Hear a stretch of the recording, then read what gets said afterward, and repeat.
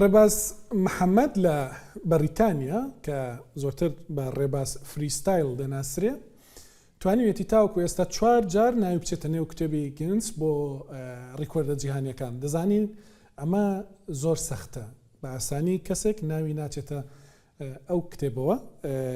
ئەوەی کە ئەو دەیکا یاری بە تۆپ دەکات، بە شێوازێک نمایش دەکات کە ئەوانەی گەورن لە یاریگاکان دەبینن پێی سەرسام دەبن، منداڵانیش شاگەشکە دەبن. نمایشی تایبەتی بۆ منداڵان هەیە، گەورە و بچووک تامی لێ دەبینێ. ئێستا ڕێباز لەگەڵمە لە بەریتانیاوە. ڕێباز محەممەد دەمەوێت بۆم باس بکەیت کە ئەو 4 جارە کە ناو چۆتە نێو کتێبی گنس چۆن بووە و بۆچی ناو چۆتە ناو کتێبی گنس؟ بەڵێ سڵاوتان لێ بێت. ئەم کاتێ باش بەڕێزم، سەرەتا زۆر سپاس بۆ میوانداریکردنم بۆ جاری دوم لەسەر کەناڵی ڕووداوی خۆشەویست. بەڵێ وەکو لە پشتمەوە لەوانەیە دیار بێ،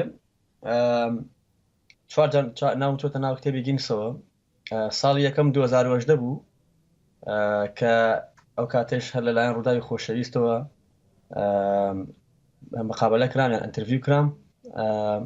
و ساڵی دووەمیش جاری دووەمیش 2020 بوو و پار ساڵیش 2 دانەمشکان بەیەکەوە کە بە هەموویانەوە 4 دانەکە. بەڵێ پرسیارەکە من لەسەرەوەیە کە هەموو جارێک لەسەر شتێکی جیاواز ناو چۆتە گینسەوە یا ڕیکۆردی نوێت تۆمار کردووە لەسەر یاریکردن بە تۆپ؟ بەڵێ جاری یەکەم لەگەڵ کەسێکی کا بوو، لەگەڵ هاوڕەیەکی هاوپیشەیەکی ئینگلیزم بوو بە ناوی بن نوتال کە بە یەکەوە کردمان. ئەو جوڵایان کە بەسەر کردمان پێشتر 35 دانەکرا بوو لە یەک خولەکە، یان 60 چرکەیە. ئێمە کردمان بە 45. ئەوە جاری یەکەم کە ئەو ریکۆردەمان شکا، ساڵی 2018 بوو. جاری دووەمیش 2020 بوو کە ئەم جوڵایان پێشتر لە نێو کتێبی گینسان نەبوو. جا خۆم داوام لێکردن کە ئەم ریکۆردە بشکێنم، ئەوانیش 100یان بۆدانام 100 جار بەسەرێکا بیکەم ئەو جوڵە بەبێ وەستان.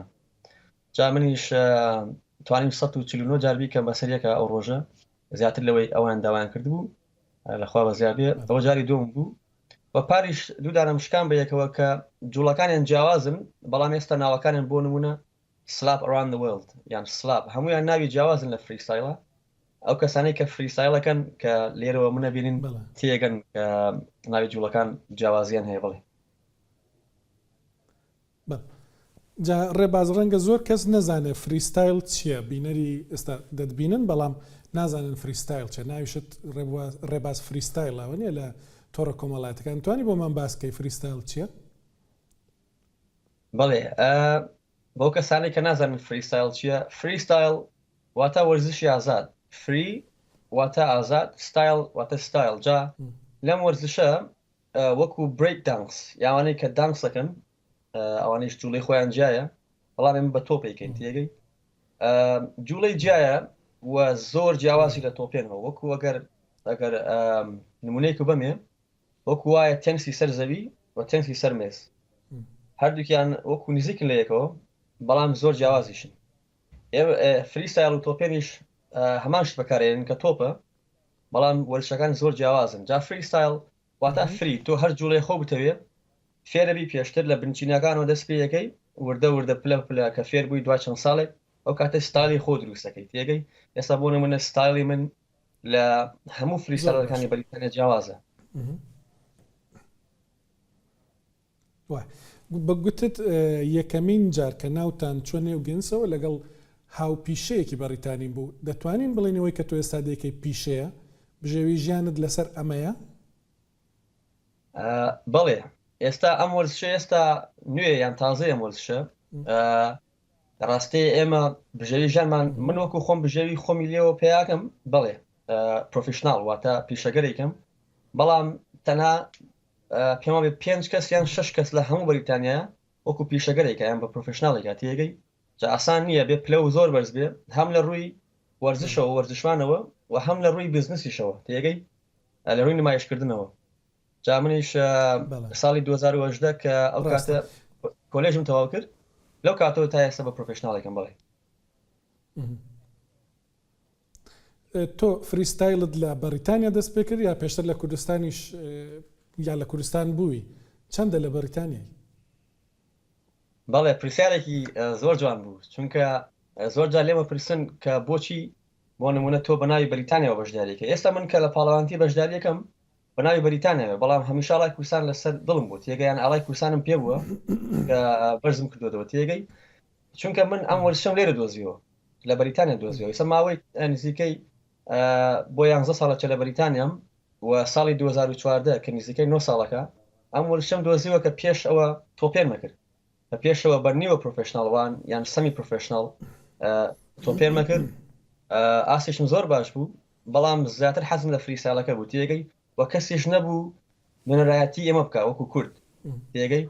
جا هەموو خەونی من ئەوە بوو کە ئاڵای کوردستان لە ناو پاڵانی جیهان بەرزکەمەوە، و دوای چەند ساڵێکیش ئەخوای گەورە بە زیاد بێ کە پارساڵ بوو مانگی 8 لە وڵاتی چێک ریپۆبلیک لەوێ باڵای کوردستانەوە بەشداریم کرد، و پاریش مانگی 9 چوومە یاری کۆتایی یان فاینەڵی بەریتانیاوە کە ئەمە دووەم جارمە، بەڵام بەداخەوە لە فاینەڵ دۆڕام ئینشاڵڵا ئەم ساڵ ئەبم بە پاڵەوانی بەریتانیا.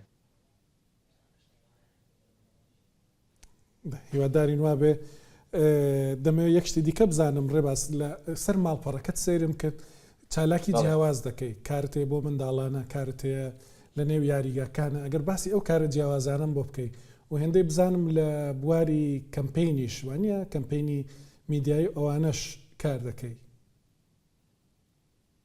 بەڵێ ڕاستەکەی وەکو وتم بژێوی ژانی من لە نمایشەوەی تێگەی، ئێمە نمایشەکەین وەرکشۆپ یان فێرکاری، ئەمە بۆ سکوڵ یان قوتابخانەکان، وە کۆمەرشەڵ یان ڕیکلامکردن تێگەی. لەم سێشتەوە ئێمە بژێوی خۆمان دابی نەکەین وەکو بژێوی، بەڵام زۆر حەزیشم لە سۆشەل میدیایە هەمووشە ڤیدۆی هەوڵدەم ڤیدۆ دروستکەم هەر کاتێک کە کاتمە بێ باڵای کوردستانەوە ڤیدۆی جیاواز یان ڕاهێنانەکانم، و نمایشیش بە هەموو بەریتانیا ئێمە گەڕین نمایشەکەین. جا نمایشم بۆ هەموو کۆمپانیای کردووە و پێشتریش لەلایەن ئەدیداسەوە سپۆنسەرمە بوو بۆ ماوەی 2 ساڵ.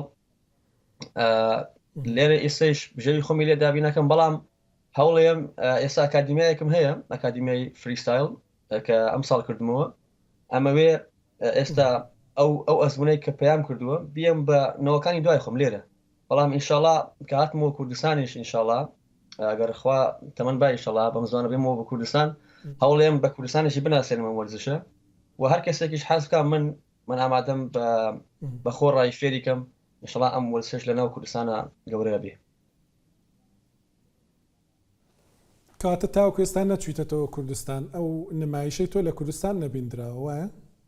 تا ئێستا نەچمەوە کوردستان نەخێر، بەڵام ئینشاڵڵا بەم زوانە بە تەمام ئەگەر خوا تەمەن با ئینشاڵڵا لە چەند مانگ یان مانگی داهاتوو دوای ئینشاڵڵا بۆ کوردستان ئینشاڵڵا سەر لە شاری هەولێری خۆشەویست سلێمانی شارە گەورەکانی کوردستانی شێن. باڵێ